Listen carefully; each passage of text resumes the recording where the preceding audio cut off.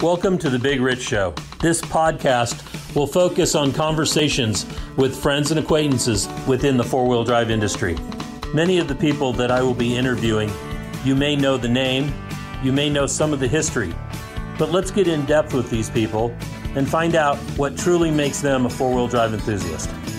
So now's the time to sit back, grab a cold one, and enjoy our conversation. Whether you're crawling the red rocks of Moab or hauling your toys to the trail, Maxxis has the tires you can trust for performance and durability. 4 wheels or 2, Maxxis tires are the choice of champions because they know that whether for work or play, for fun or competition, Maxxis tires deliver. Choose Maxxis. Tread victoriously. Why should you read 4Low Magazine? Because 4Low Magazine is about your lifestyle, the four-wheel drive adventure lifestyle that we all enjoy. Rock crawling, trail riding, event coverage, vehicle builds, and do-it-yourself tech, all in a beautifully presented package. You won't find 4Low on the newsstand rack, so subscribe today and have it delivered to you. On today's episode of Conversations with Big Rich, we have Doug Hayduk. Doug's a videographer. That is what he does now that I know of, at least in the off-road world. I met him, he was working with Pistol Pete, and I was crewing with Pistol Pete, and then I found out that he actually had come to Donner and did one of our Cal Rocks or a early We Rock event and filmed that as well. So I'm happy to talk to Doug, and he's got some great stories. He's done a lot in his history, and we're going to find out all about that. So, Doug, thank you for spending the time with us. Oh, my pleasure. Glad to talk with you. Yeah, we've had some pretty good times down in Mexico, with Fast Eddie and Pete, and we'll get into all of that. But where'd you grow up? How'd you get started? I was born into a military family in Southern California, right down the road from Riverside, California, where the hotbed of off-road racing was, but I had no part of that. I was, living in a military family and traveled around the States, as most military brats do. And then my dad finally retired in Colorado, and our family settled in Grand Junction, Colorado. And you're still in that area now. I'm still in that area now. Moved away. Couldn't wait to move away. Went to college, got out there. Yeah, it's a small town, and I wanted the big towns with concerts and nightclubs and colleges. And here I am back here in my 60s and living here in right on the Colorado River near the Utah border, and just absolutely love it. Have no desire to move anywhere else. That's awesome. So let's talk about those early years. How much time did you spend in the Riverside area? Oh, just as a child until Okay. like the age of 5, and then we moved to more military bases in Arizona and Massachusetts, and then finally in Colorado Springs for the. My father was head of Air Defense Command. Okay. In Southern California, and his work was out on the Channel Islands. So I never saw my dad as a little kid because he would take a helicopter out to the Channel Islands and run the radar base, watching incursions of Russian bears, they called them, the Tu-44 planes, whatever they were, the bomber planes that would come in and just test our readiness. This is in the 60s. I'm a Cold War kid. Yeah, same here. We're only a couple of years different, I think. Right. I'll be 64 in like 10 days, and you're what, 62? Happy birthday! I'm 62, Yep. Almost 63. Okay. Yep, we're real No, close. I've already made a mistake. I'm 63. See, I'm that's 63. what happens when we get old. Yeah. Yep. I'm catching up with you. Yeah. Yeah, you're only a year back then, or not even. Correct. Yep. So anyhow, I grew up. My father retired here in Grand Junction. I went to high school here, and I lived on the outskirts of town where there was this big BLM area, open to the public, desert hills and canyons, and it really lent itself to motorcycle riding. And of course, as soon as I could afford one, age 15, I got myself 100cc Hayduk dirt squirt motorcycle that my brother and I went in on halvesies on. And I never looked back from there. I just loved motorcycles, and I loved going out exploring in the desert. So when you were before the motorcycle, were Yes. you bike riding or No. No? Nope. I didn't start that. I started that about simultaneously in high school. Okay. And I got in a bicycle club here in Grand Junction, and I didn't start racing until I was in college. Okay. But once I got into bicycle racing, I just liked to ride. I went to school right outside of Denver at the Colorado School of Mines, and we had a big hill climb there every year, and I would train for that, and I won it 3 years in a row. And everybody said, you need to get racing. Wow. And so I started racing when I was about 22, right when I entered graduate school. Did you do any athletics in high school? I did. I ran cross country and played basketball. Oh, that makes sense. And my passion in sports was to be a basketball player. I loved it. I played all the time. And we'd go play at the college here, the junior college that was here, and play against, real good guys, college guys, and just loved it. But I just was not that good. Yeah, I understand. I just didn't have it. I loved football, but I sucked in high school. But I think it was all my mindset at the time. It wasn't that I wasn't. I could have been good if I'd had a different mindset, I think. Yeah, it takes that dedication and intensity. Right. And to some it seems to come natural, and others not so. Or it comes a little later. Yeah. You have to be kind of aggro and super aggressive at least in contact sports like football and basketball the same way, because it is definitely a contact sport. Oh yeah. Yep. And my parents pushed me into academics, and I went into engineering at Colorado School of Mines, and that was a real good school. I actually was going to go into the military, coming from an Air Force family. I was applied to the Air Force Academy, and they turned me down for my eyesight. I didn't have 20/20 uncorrected. Oh, wow. And even though I had 20/20 corrected, and then about 3 months later, they changed their mind and said, yeah, we'll take you. Come on. My father was a colonel in the Air Force, and having grown up in Colorado Springs, they said, yeah, come on over to Air Force Academy. But by then I had already decided to stay at School of Mines and be a civilian. Okay. I was a little worried about the discipline and the rigidity of the Air Force lifestyle. I can understand that. I think I made the right decision. That's kind of the reason I led the life I've led. Yeah, that freedom is a nice thing, and the military doesn't offer that so much. No. They take care of you, but you do what they say when they say. So yeah, that or they eliminate your ride, and then you get that thing hanging over you and everything else. So. Oh yeah. So what was what kind of engineering were you looking to do?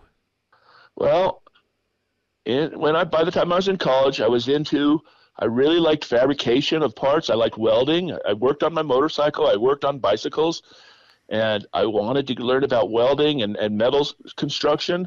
So I learned that there was a subject called metallurgy, and it was all about the manufacturing and production of metals. And that was a college degree that Colorado School of Mines offered, and it was they had a track record of employing everybody that got out of there, got a real high-paying job, and the offer the opportunity to have maybe a half a dozen professional job opportunities once you graduated. So I stayed there for 4 years and got a bachelor's degree. Was ready to take a job at the Rockwell International Rocky Flats plant, which made the triggers and the interior workings of atomic bombs, which was a plant that's no longer around, which is halfway between Denver and Boulder. Okay. And all that work have been moved down to Texas now, just outside of Amarillo. But I decided to stay on. I was offered a graduate degree or graduate program, and I stayed on working as a civilian for the Navy. Okay. And I was charged with helping to solve their welding cracking problems on thick section titanium for submarine hulls. Wow. Yeah, the submarine program, this is still Cold War, even though it's 1980 now. Right. Titanium hulled submarines could stay under longer, dive deeper because the hulls were stronger, and they had problems with some of the alloys they were using. So I had a coaching from the Office of Naval Research, and they paid my full way through college or graduate school to help solve their weld cracking problems. Well, and correct me if I'm wrong, but titanium is very strong, but it's also brittle.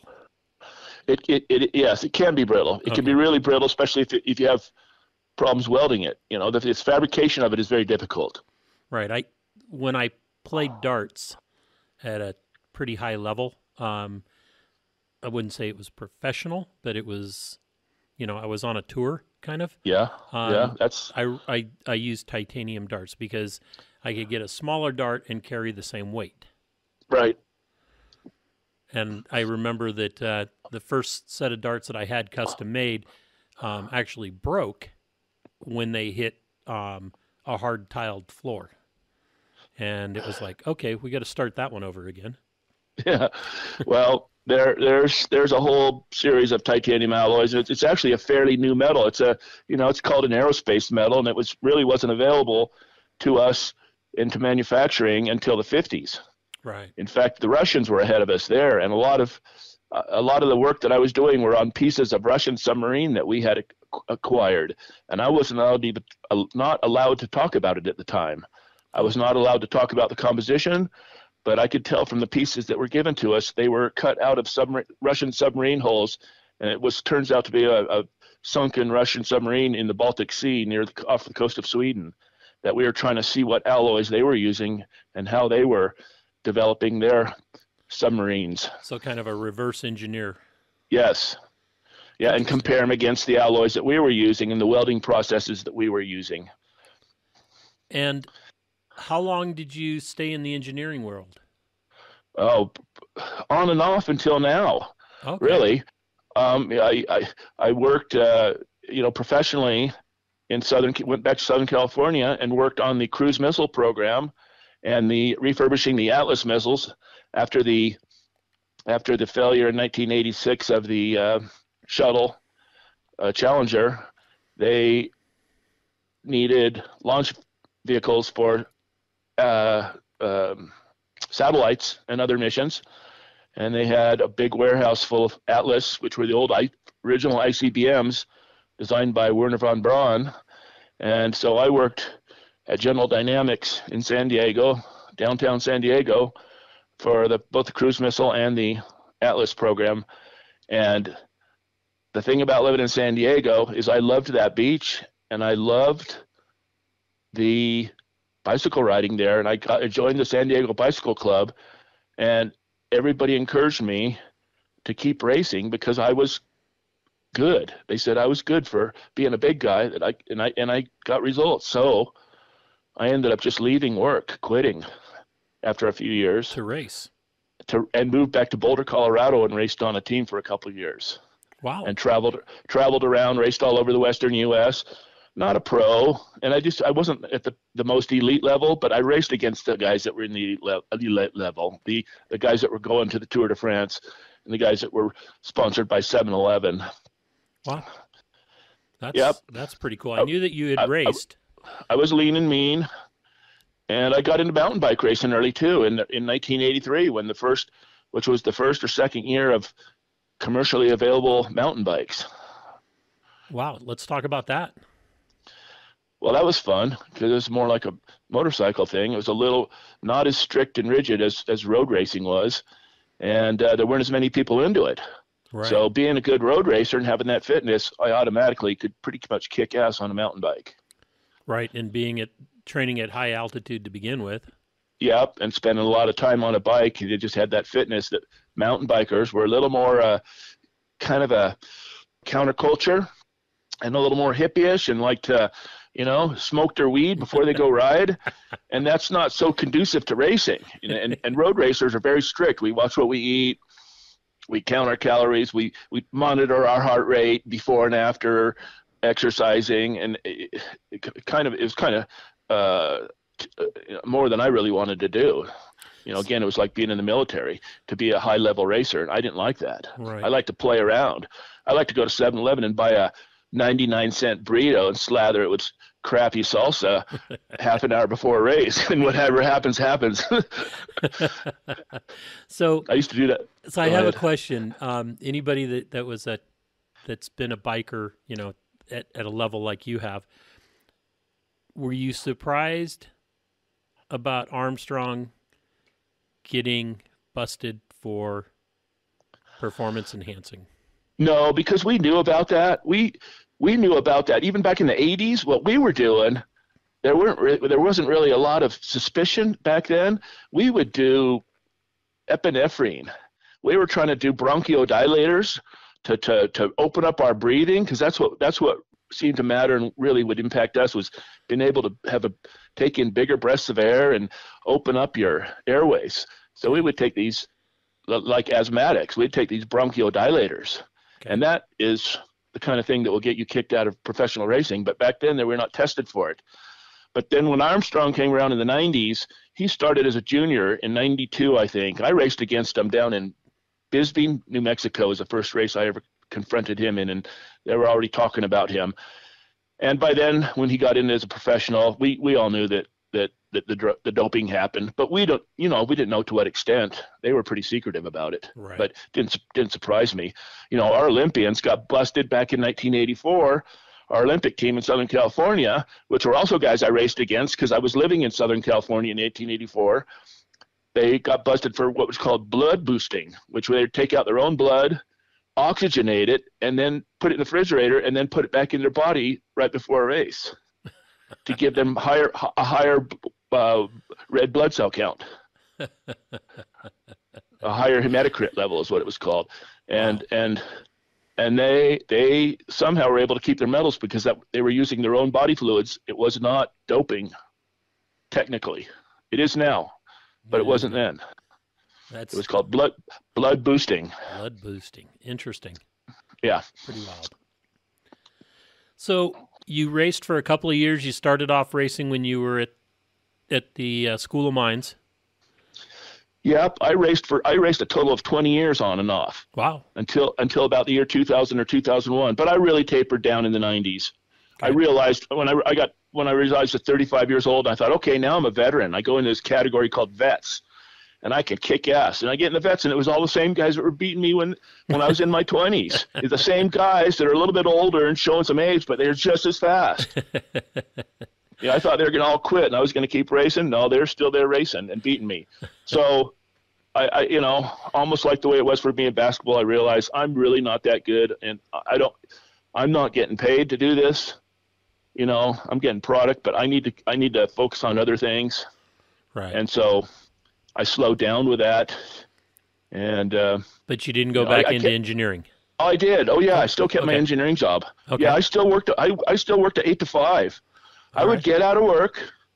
I worked for a large mining company in Salt Lake City for 8 years. That was my longest job. Okay. And I would get out of work at 4:30, and I would rush home, get on my bike, and ride till it was dark, right up the canyons out of Salt Lake City, and try to go 1.5 hour exercise before it was dark.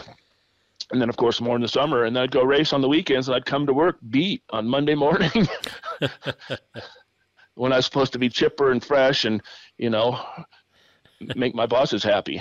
But, I kept on in engineering, and I had some really great experiences. I learned to speak Spanish because I worked in South America. I worked in Lima, Peru for a copper mining company for a while. Wow. It was a American company, but we owned half of a large private copper mining company and precious metals company in Peru. Well, that's awesome. Where else have you traveled? All over Central America, I went to Europe with some bike racers out of Sweden and traveled around Europe. Didn't race, but just ran around with our bikes and rode. Followed the Tour de France. I've been to the Tour de France race following that as a spectator, 4 or 5 times, 4 or 5 different years. So I enjoyed Europe. And then I worked for a bike company for a little bit, and they sent me to Taiwan. And it was had some interesting travels there. What bike company did you work for? It was a Swiss company called DT Swiss. They make bicycle wheels, hubs, and spokes. All started in Switzerland, and they started their company here in Colorado, their U.S. office. And again, it was the engineering, the super lightweight materials, and that kind of stuff. Yep. That, and the fact that I was a racer and knew the racing community. Right. I could help them with sales, with production issues, engineering issues. I did the same thing for Le Mans bicycles in 1993 and 1994 before Trek bicycles picked them up. I was living in Boulder, and I'd race. I'd work during a day or half a day and sell custom bicycles for Greg LeMond.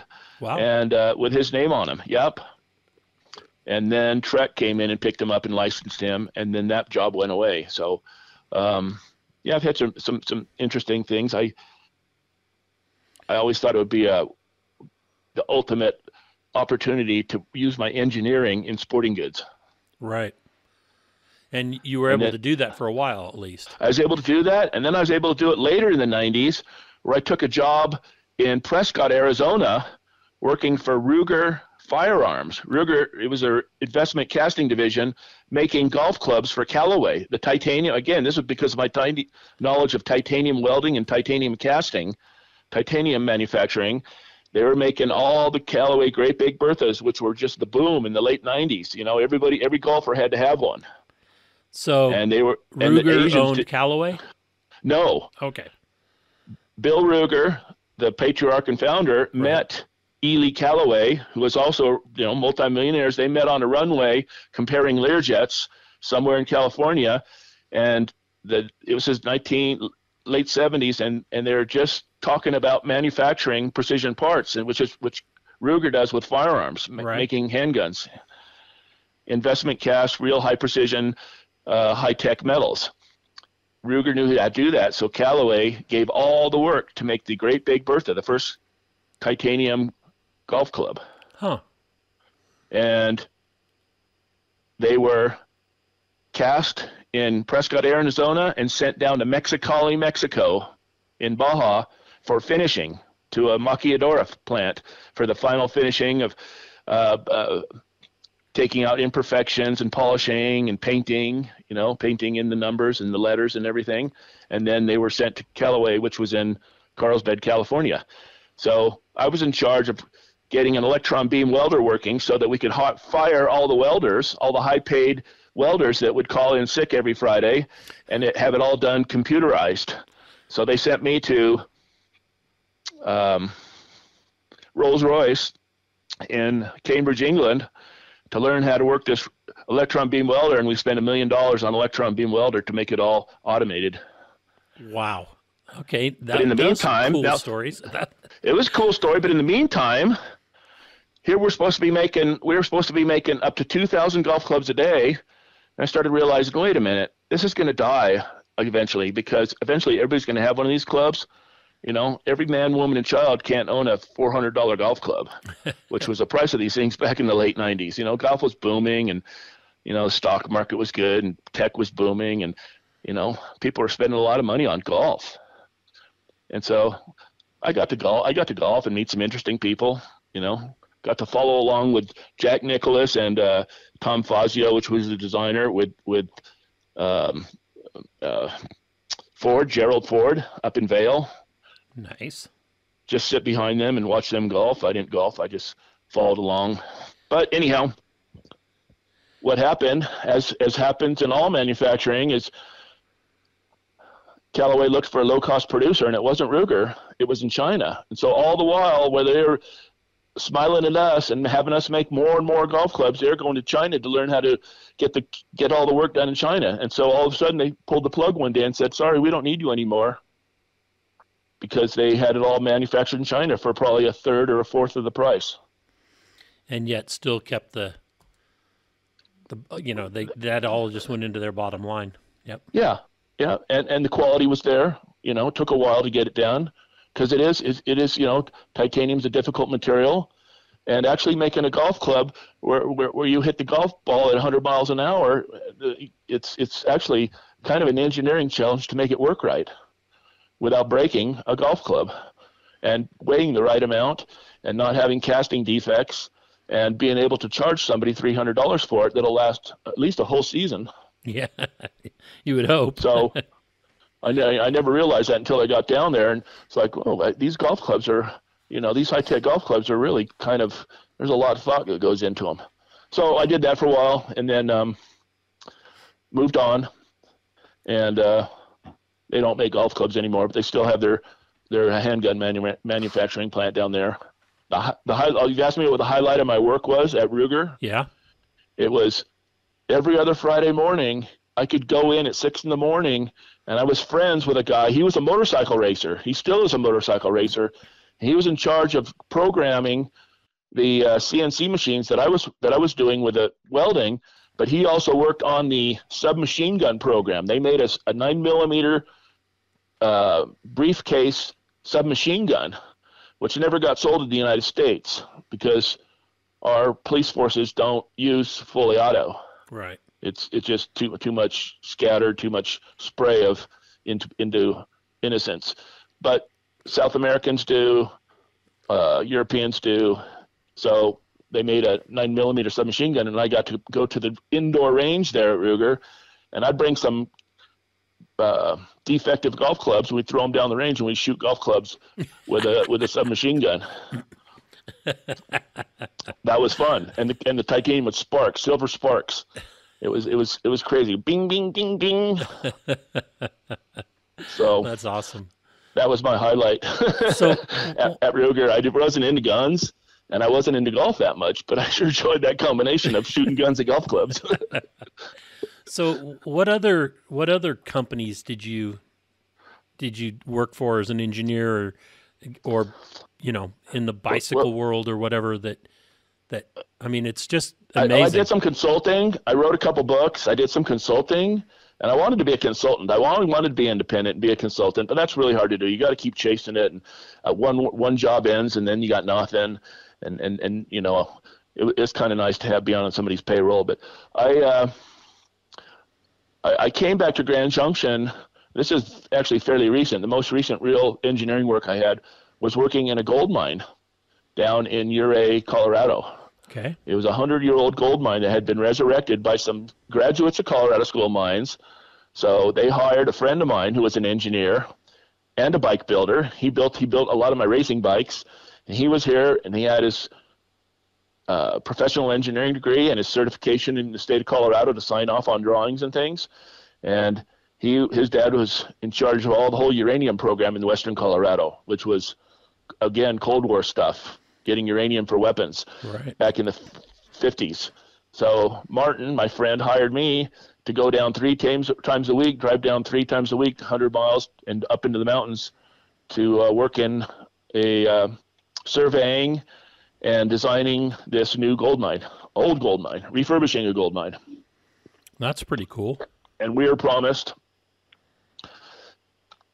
verbally that we were going to have bonuses that could be anywhere between 1 and 5 times our salary. The old verbal promise.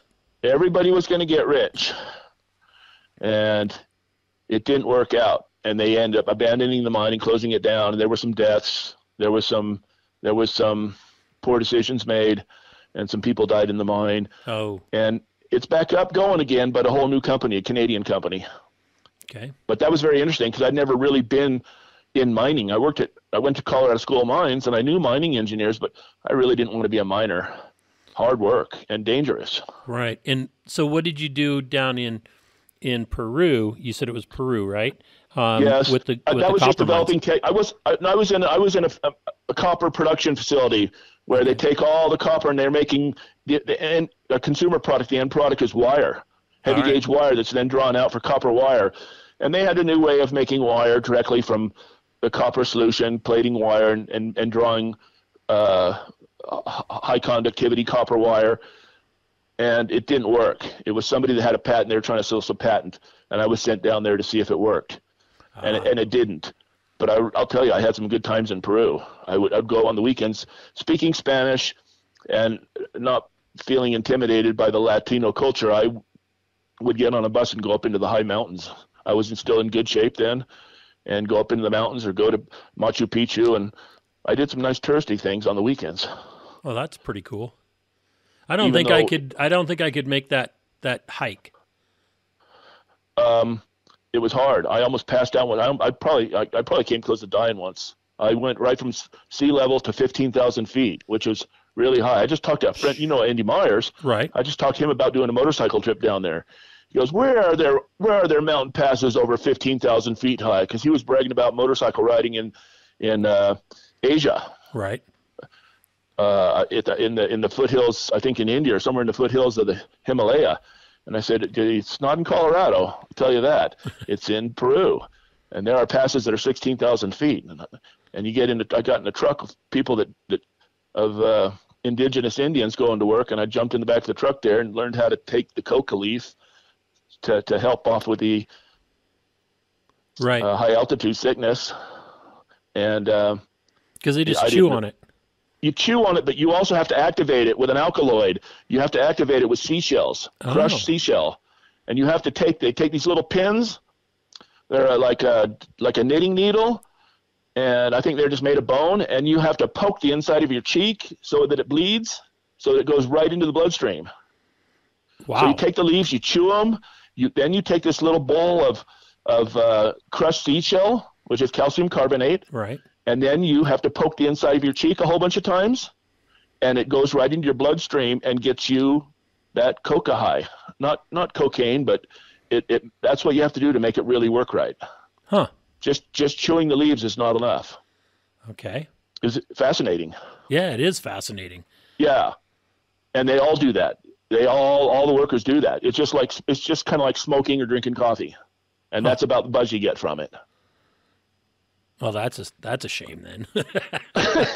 Yeah, it's not, cocaine is really highly refined. It's a world away from cocaine. Right. I know that I've had some pretty good buzzes from some really strong coffees. Oh, yeah. By drinking way too many of them at once. Oh, yeah, you wonder what's in it. It's like, what is that in there? Yeah. So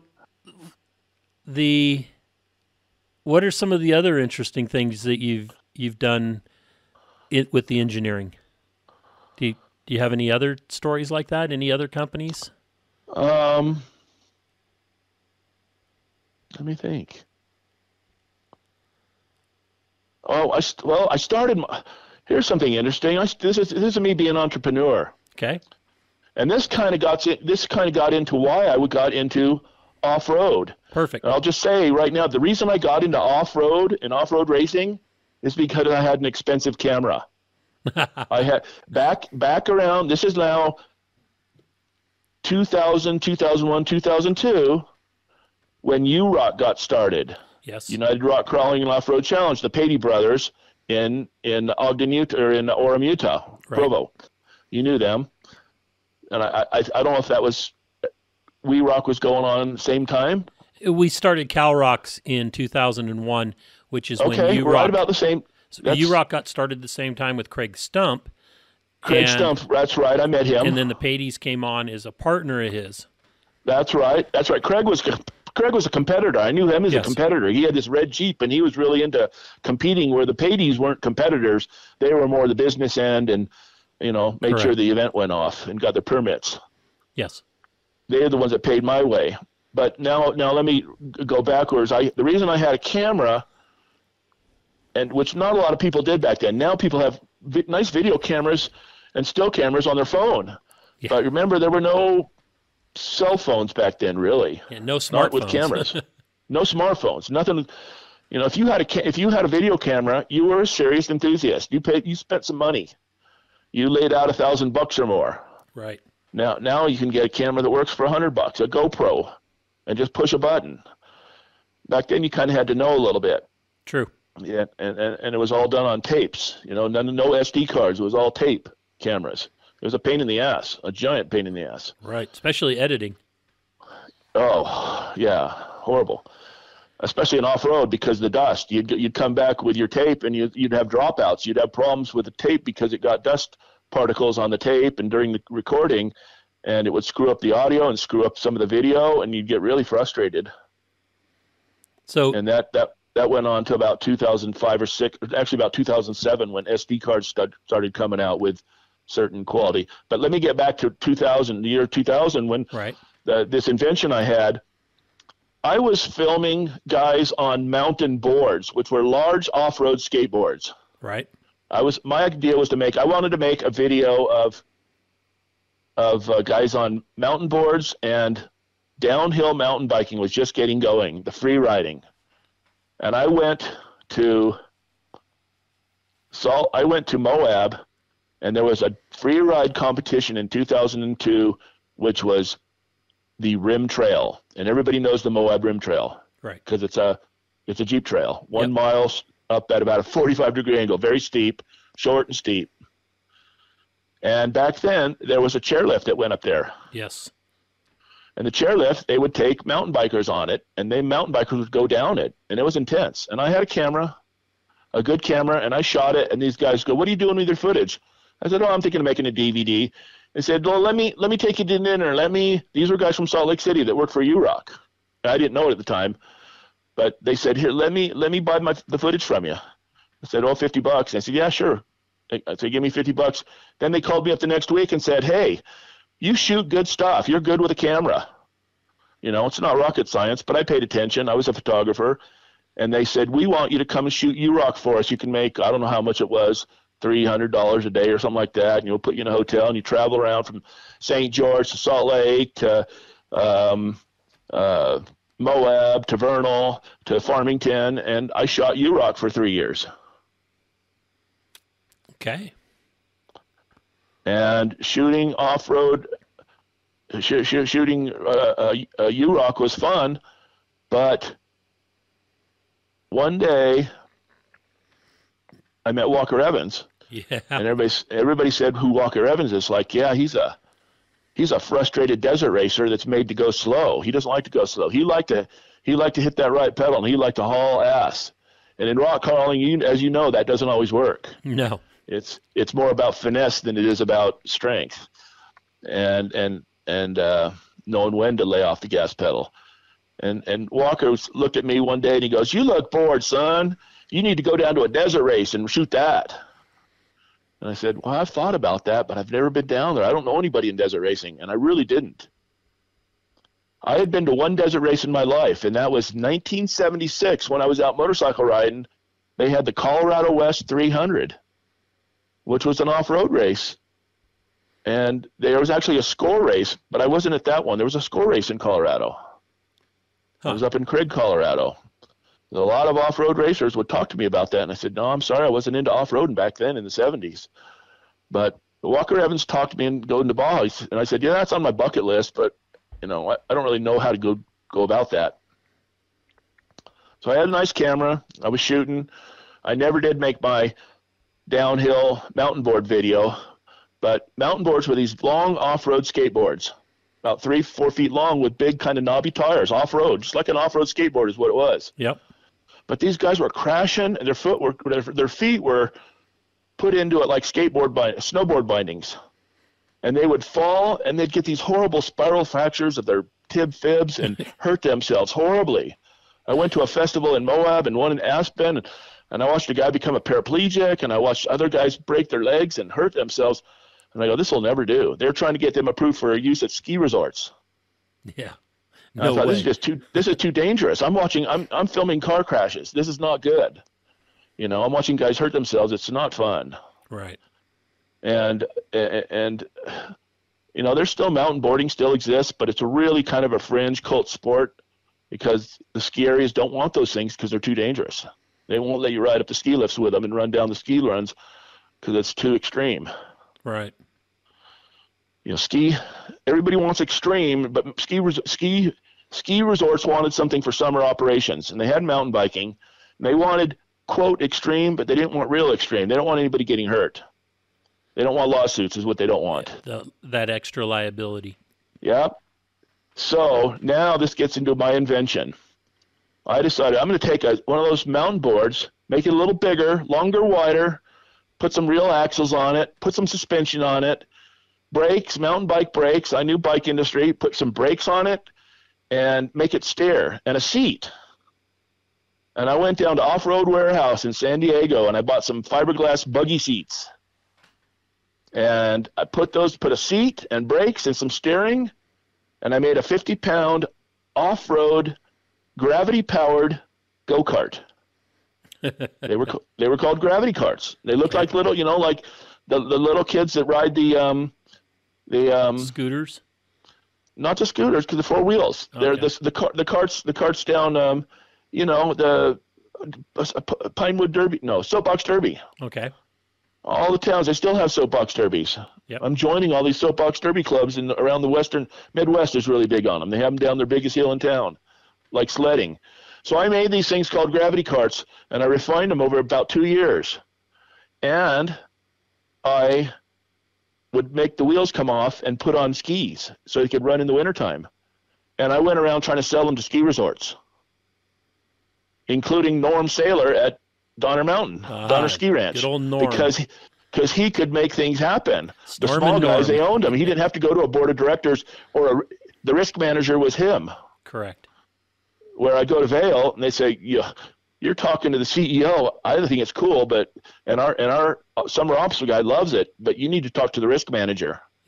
Lawyer. He's the guy that deals with the lawyers and probably is a lawyer, and he's the one that does the numbers and say, okay, we're going to make X amount of sales, and we're going to probably have 2 lawsuits against us, and we may lose $2 million. Are we going to still make a profit? Yeah. And the answer to that was pretty much no. So they said they would only go do it for me with Vail. I had Vail Resorts in my back pocket, but I had to provide the liability insurance. Ooh. I spent a lot of time refining these things, and my video camera was used and purchased really for my upgraded video camera was to make my own video to demonstrate them. And so I had good video equipment in 2003, 2004, and was still shooting U-Rock, and then went into a couple of your events and a couple of Mike Schaefer's rock race events, XRRA. Oh, Mike Weaver. Yes. Mike Weaver. What did I say? Schaefer. Oh, Mike. Yeah, that's a different guy. Mike Weaver. Yeah, and started and had all this content and started producing DVDs. And I by then I had gone to. I'm getting ahead of myself because by then I had already gone down to a couple Baja 1000 races. But getting back to my gravity carts. In 2002, the Winter Olympics were in Salt Lake City, and I had sold a program to Park City because Park City was a privately owned company, and they were self-insured.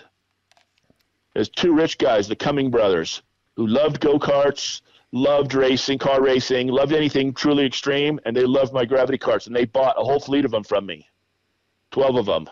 Nice. And they wanted me to run it, so I ran them in the summer and ran them in the winter, and I pitched it to the Today Show, and I was live on the Today Show during the 2002 Olympics, and I had Katie Couric, Al Roker, and Matt Lauer all ride these things down a ski slope on live TV exactly 20 years ago last month.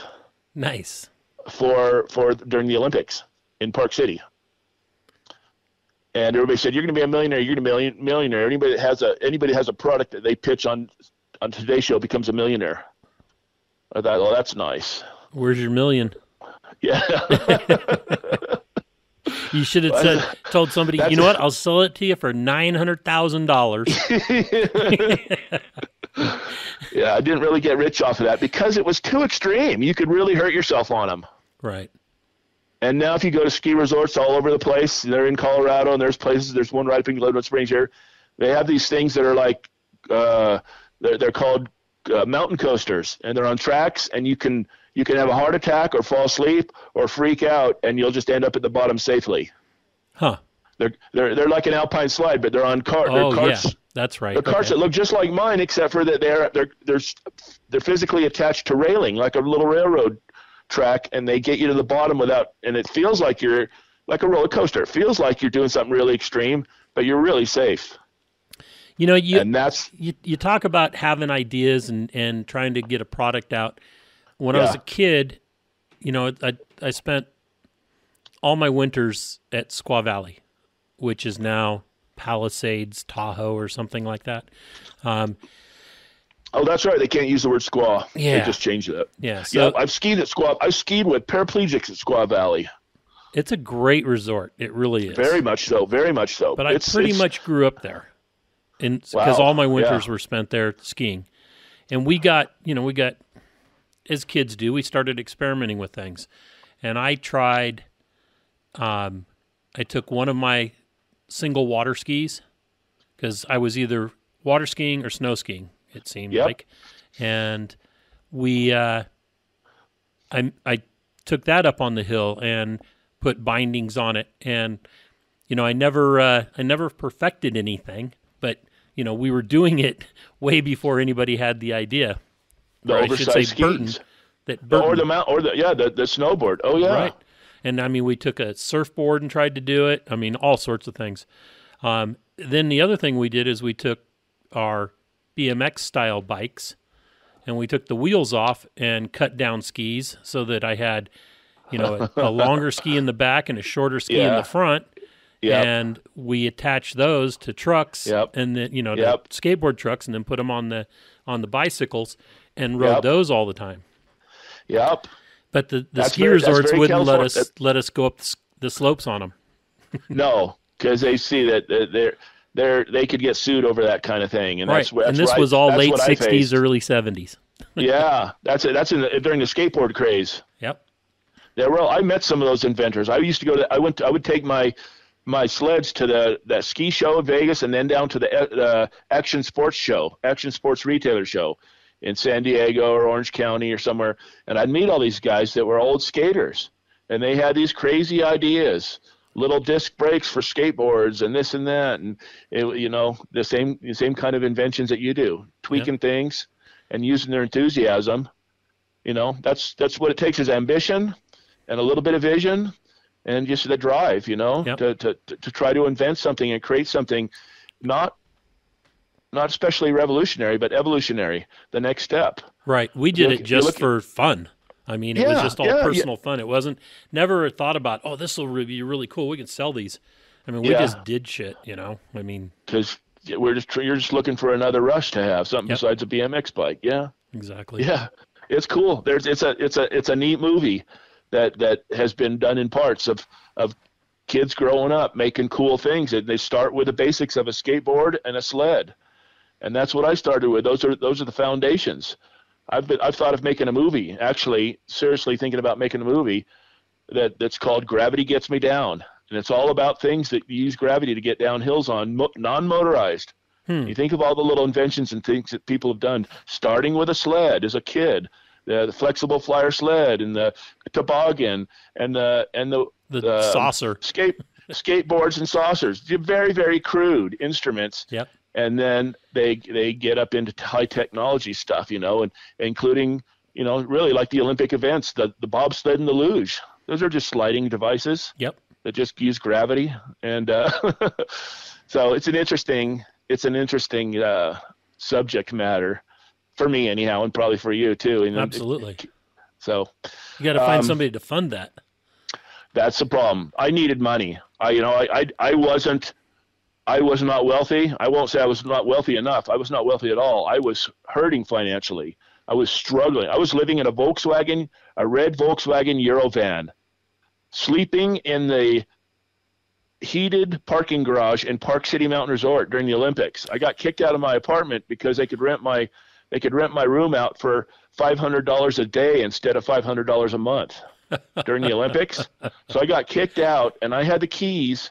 I had the keys to this lodge that was owned by the Park City Mountain Resort. I had the keys where I could store the spare parts and the spare wheels or sled skis to my gravity sleds in this lodge called the Munchkin Lodge. and it was the big warehouse. And I had the keys to go in there, and I set up camp in there, and I lived there for 3 months until in April they came because there was a warm day and the water was melting and it was coming inside the building. And so they sent some guys in there and they saw us like, there's somebody living in here. There was no heat. There was no heat. And I had one giant long extension cord that would run to a little heater, a little tiny little tiny $10 heater that would blow on my face so I could sleep in the night. What'd they do when they found out that you were? They didn't get mad at me. They said, well, you really need to be out. But it was already the end of the season. Right. They were sympathetic. And I became a legend in Park City Mountain, in Park City. It's like this guy was sleeping in the Munchkin Lodge. And it gets down below zero. I had 2 downsling bags. I was a Boy Scout. Yep. And I had a girlfriend in there once that spent the night with me during the Olympics. And I spent whatever money I had, I spent on Olympic tickets. So that's pretty crazy. I'm loving these stories. Living for free in Park City during the Olympics, I was pretty proud of myself. And I would go sneak into some condominiums and use my library card to get through the gate and go into this hot tub and shower and bathe in the bathrooms for this little hot tub at a condominium complex. And I did that at like 4 a.m. to get all prepped and ready to be live on the Today Show.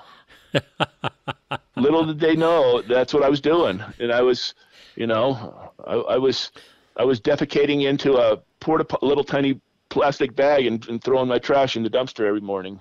It was crazy, but I did what I had to do. It prepared you for trips to Baja. Yeah, that's right.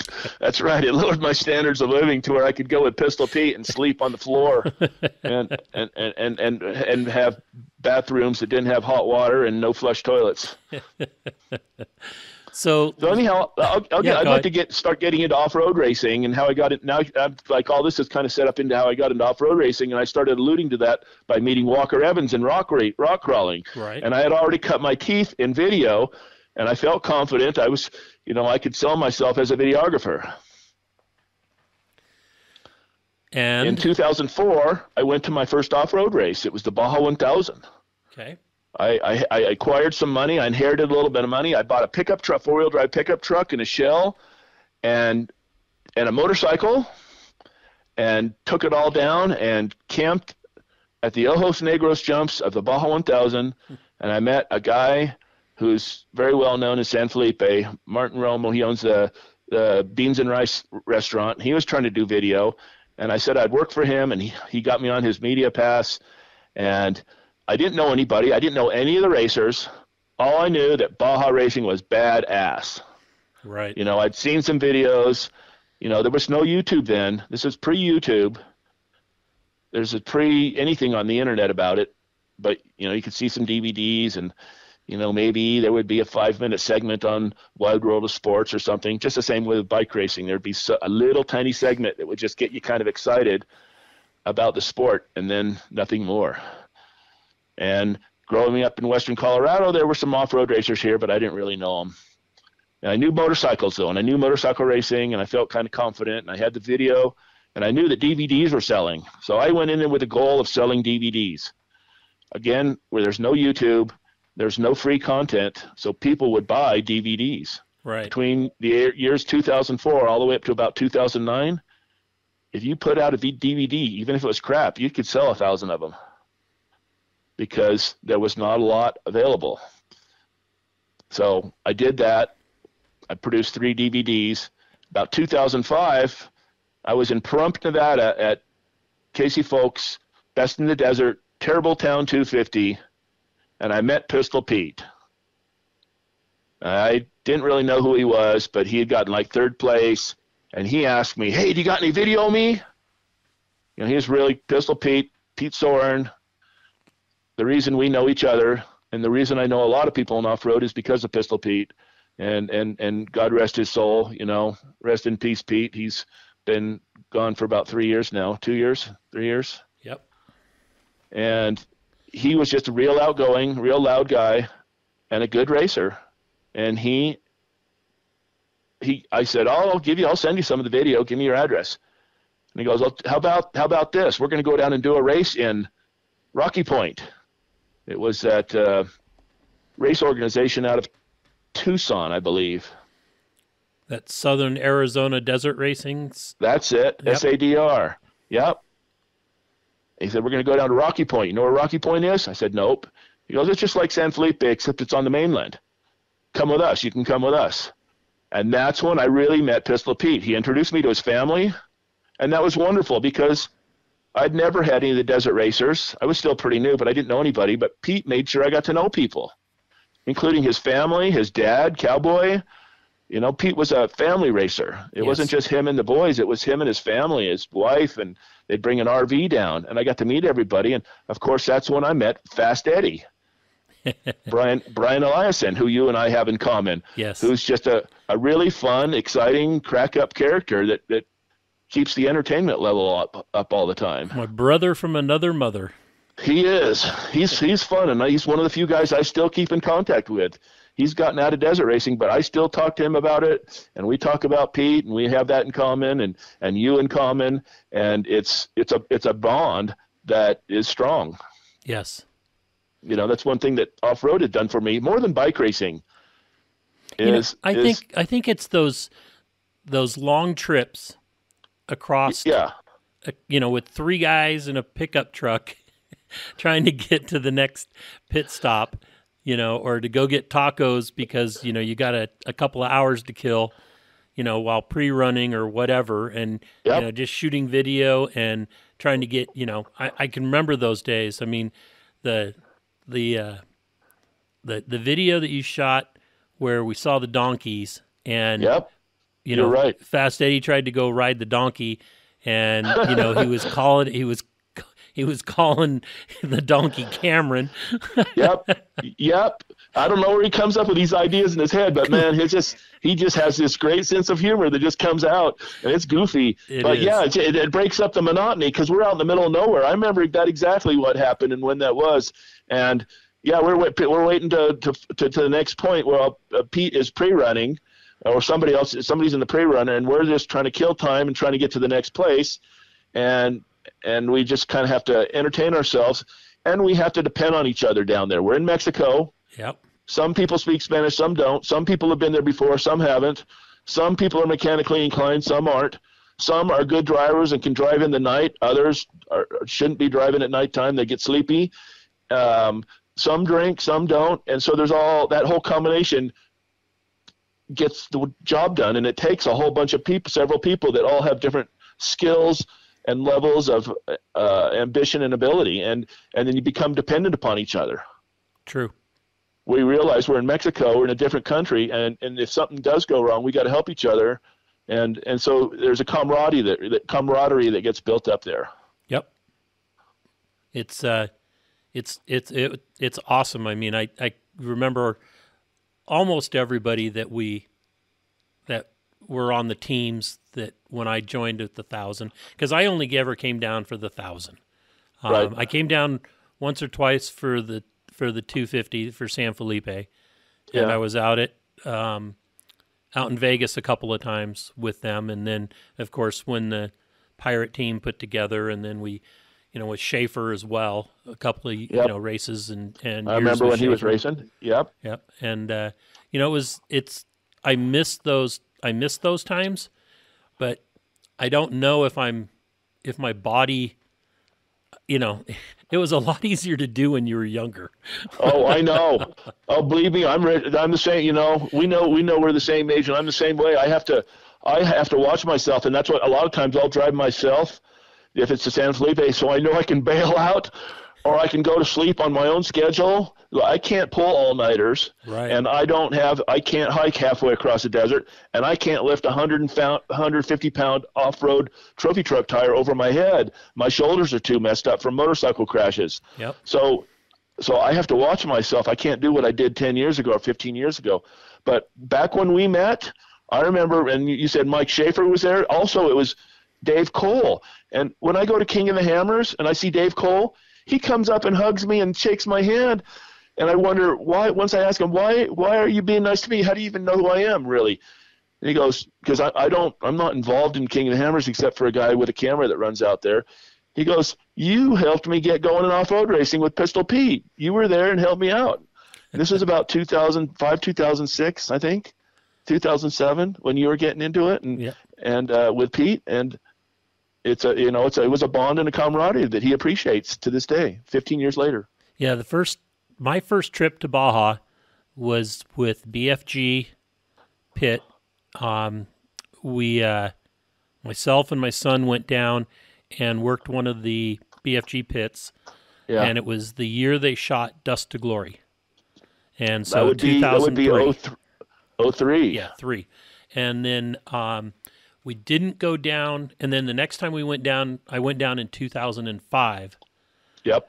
And that was with Pete, I'm pretty sure. Yep. Or maybe it was a combination of Pirate and Pete with Lance and Rogie and Schaefer and all those guys with the Terminator. Yep. Yeah, some fun times. That's when I met you guys down there. Yep. Yeah. And so getting back to Pistol Pete now, I started hanging out with him, and he couldn't pay me. He was we always said he was a working class guy trying to hang out in the expensive sport of unlimited vehicle racing, desert racing, and he couldn't pay me, but he could give me food and the camaraderie and introduce me to other guys, which he did. And then my first real paid gig, besides selling DVDs, came with Cops Racing, which was John Langley and Sons. Right. People know John Langley is the producer, the creator and producer of the very first reality show on TV, which was Cops. Bad Boys, What You Gonna Do? Yep. That was technically the first reality show on TV in 1988, I think, started. And I think it's still going on. And so they knew they wanted to do an off-road reality show called Road Warriors. And this was about 2000, 2008, 2009. And they knew that I was Pistol Pete's video guy or hung out with him. And so they said, oh, you know Pistol, you get along with him. He'll let you hang out with him. Why don't you just run around with a camera and film him? Because they wanted Pistol Pete with his personality, which he has a lot of. Yep. He's not afraid to speak his mind, as we all know. He'll insult anybody on a moment's notice and tell you what he thinks. If it's a piece of crap, he'll let you know. So Cops hired me, and they paid me good wages because they were professional, Hollywood film company. Right. So I did that for a couple of years. That was nice.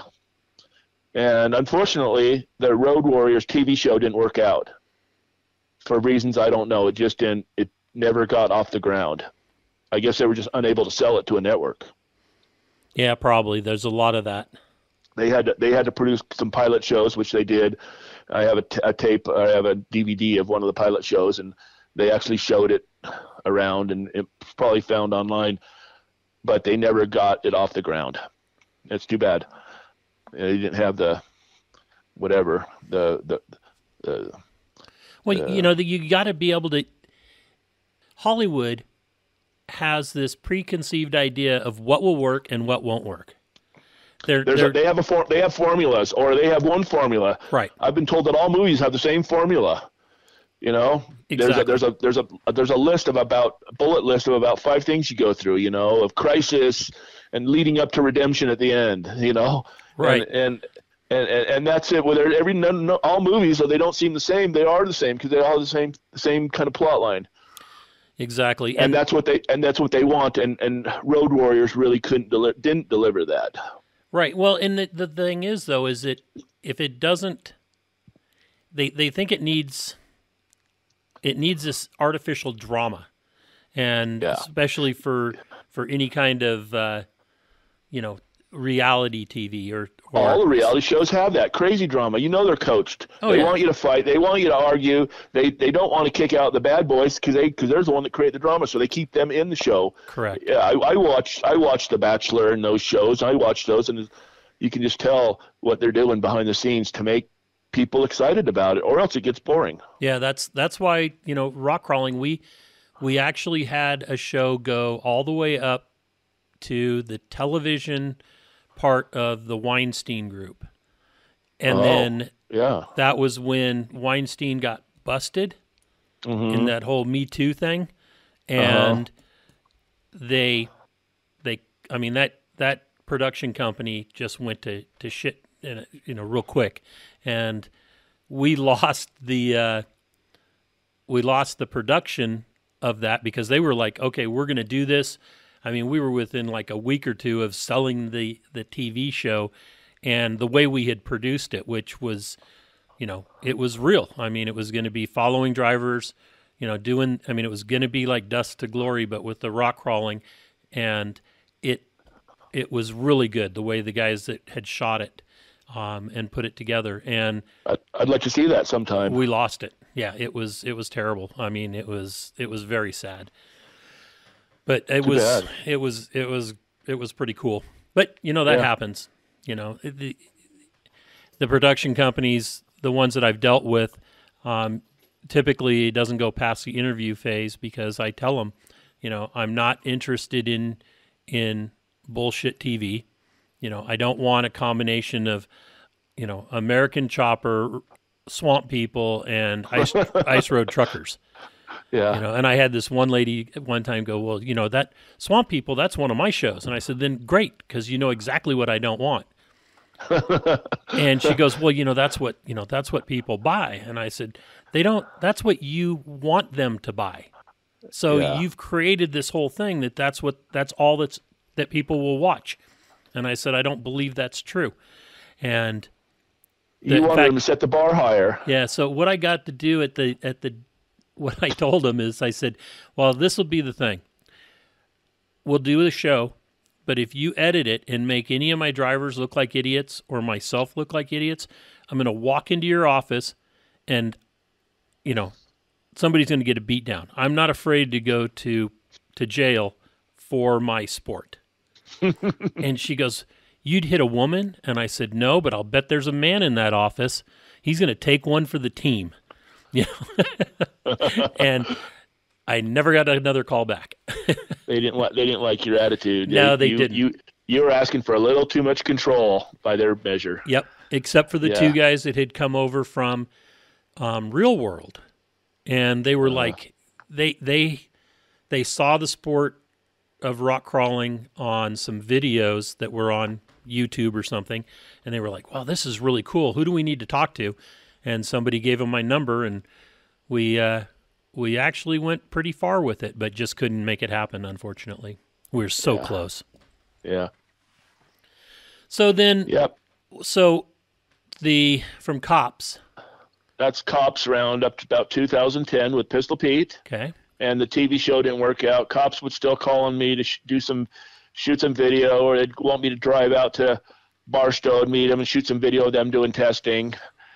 And then I ran into a guy named Rusty Stevens, who was from Amarillo, Texas, and he had Pampa, Texas, to be exact. And he had become a millionaire by doing all the landscaping and earthwork for T. Boone Pickens, who has a humongous $50 or $100 million ranch up somewhere by the border of Texas, Arkansas, and Oklahoma. Right. And he wanted to become an off-road trophy truck racer. So instead of working his way up through different categories, which I think he should do, which coming from bicycle racing is essential by the rules, you have to start at beginner and then work to intermediate and then get into the professional level or the highest level. Right. Off-road racing, you just buy your way in. You can just buy your way in, and he did that, and he went and bought B.J. Baldwin's old trophy truck and fixed it up and hired a team manager, a promotions manager, a giant shop in the motorsports park at Las Vegas. A giant shop, which I think was $10,000 a month rent. Jesus. Yeah. A motorhome, a pre-runner, offices that had cots in it so people could sleep in it. But he would go out and do the races, and he just either from the performance of the truck, it wasn't a great truck, or BJ wouldn't have sold it. Right. You know, you got to wonder about people selling their old equipment, because it's probably because it's not working for them. And it wasn't. It was a Porter mid-drive, mid-engine Porter V-drive, I think. Yeah, since it's mid-engine, it had to have a V-drive on it. And those don't hold up unless you're Robbie Gordon. Even then, he's had his problems. So anyhow, he never finished a race. My video, I got very frustrated because my videos would never work out. I could never produce a good video for him because he could never finish a race. And I never know exactly what exactly happened. You know, I'd get the report afterwards, or I'd go home just dejected. It's like, well, he didn't finish. I didn't even get to see him out there the whole race. So I worked for him for a few years, and it was fun. It was, you know, we went down and did a couple races in Mexico, the code races, which are fun. And again, I meet more people. Right. And so since then, there's been no need for DVD production. So I'll show up at a race, or beforehand, I make a contract with a few guys that still produce videos for teams, and all I do is go out there and give them my footage. So I don't have any big responsibility of a finished product. All I have to do is shoot a bunch of content of our racers that are paying for a video, and I dump it all in their laps when I leave, and I come home and I don't have to do anything. I don't have to edit. I don't have to gather footage, and that works well for me right now. Awesome. And that's what I'll be doing this weekend. I'll be working for a guy out of Phoenix. He gets me a media pass. I'll meet him at registration. I go out and shoot for 2 days, and he tells me who to shoot, where to shoot, and I collect a little check. And I get to see the badass off-road racing. Yep. You know? And hopefully get to rub elbows with your friends. Yep, I get to see people. I have friends. I would say that half of my Facebook friends are people that I hardly know. I mean, I probably have 500 Mexican off-road racing fans because they know I'm a video guy, and I'll show little videos on YouTube. They want to see what videos and photos I take, right. And it's great. And the same thing in off-road. There are people that I know only from off-road, and I don't call them. I don't talk on the phone. We just meet at an off-road race every month or every 6 months. Sometimes a whole year will pass, but I meet them in Tech and Contingency in Ensenada, and they remember me and I remember them, and we shake and hug and maybe go have tacos together. That's pretty amazing. It's pretty cool. So with Facebook, have you been on the Banned from Baja Talk site that my buddy Steve Sullivan had set up? No, I haven't. Oh, you should check that one out. It's Banned. Okay. It's Banned from Baja Talk or something like that. And okay. Steve Sullivan was a Vora racer when I owned Vora, and ran around with in that whole scene and everything. And he lives down in Ensenada now. Oh, he retired down there, and he's got a compound, and is always with the all the racers, or a lot of racers go by his place and everything. So it's pretty cool. So you should check that page out. I will. Yeah, you being from Sacramento, you're a Vora guy. I'll tell you, I've only shot one Vora race because it's kind of out of the way. Right. And they're generally smaller races, Prairie City. But there was one Vora race I went to, and it was unique in that it was a combination Vora / HDR race, HDRA race. Oh, and yeah. This is when the 500. This is when Roger Norman owned HDRA. Yep. I think he was in the process of trying to buy Score and trying to make it happen, and it wasn't happening. And he resurrected HDRA, and he and Wes Harbor got together with the owner of the brothel at the Mustang Ranch. Yep. And because his son, the owner of the brothel, Gillum, the last name. I forget. Anyway, go ahead. I'm trying to think. Well, his son has an off-road shop in Reno. Yes. And so there's all these connections, and we had the race there, which was on Roger Norman's property, which is now would go right through the front door of the Tesla Gigafactory. Correct. The start line was at the brothel, the new and improved Mustang Ranch, and would go right up the canyon there where that Western America industrial park is that Roger Norman is a partner in or owns it all. and now it's filled with giant warehouses and railheads. And but that race was there, and it was a combination Vora. It was called the Extreme 500 or the Extreme 250 or something. It was neat. It was a great race. Yeah, I And think they did like property. I think they combined on the Independent. I want to say the Independence Day or Independent 500 or something they called it. I may be wrong with that, but that's what I kind of remember. Yep. And it was out of one of the hotels there in Sparks, and it had a big to-do. It was a lot of action, a lot of excitement, and it was all private land, so I could ride my motorcycle all over the damn course and shoot video wherever I wanted. That's awesome. There was no land managers around. Yeah. Good old Bureau of Land Management. Holy smokes. I've had my run-ins with them. I still hear about them. I try to get around, and sometimes I take my motorcycle, and I'm taking my electric bicycle to try to get to this place called Beer Bottle Pass. Okay. There down by Gene and Prim, and it's kind of a far away place, and I know I can't drive there, but I think I can ride my e-bike there and shoot video there and get something unique. And that's my plan. If the land managers don't come after me and tell me otherwise. Right. So.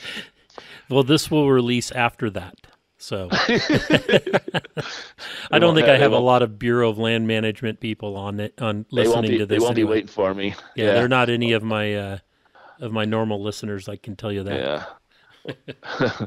Well, I've met some good ones. I've met some individually good ones, and some of them are off-road fans, but some of them aren't. And yeah. Anyhow, I think that's about my whole story. It kind of brings me up to where I am now. Just kind of doing contract video work, and I got hooked up with found out my college, my Colorado School of Mines, the mechanical engineering seniors have a senior project, and they're building a truck. Hopefully it's done now, and they're racing the San Felipe 250 in 3 weeks. Really? And I've been their consultant. They found out how much I knew about off-road racing in San Felipe and hotels and restaurants and the course.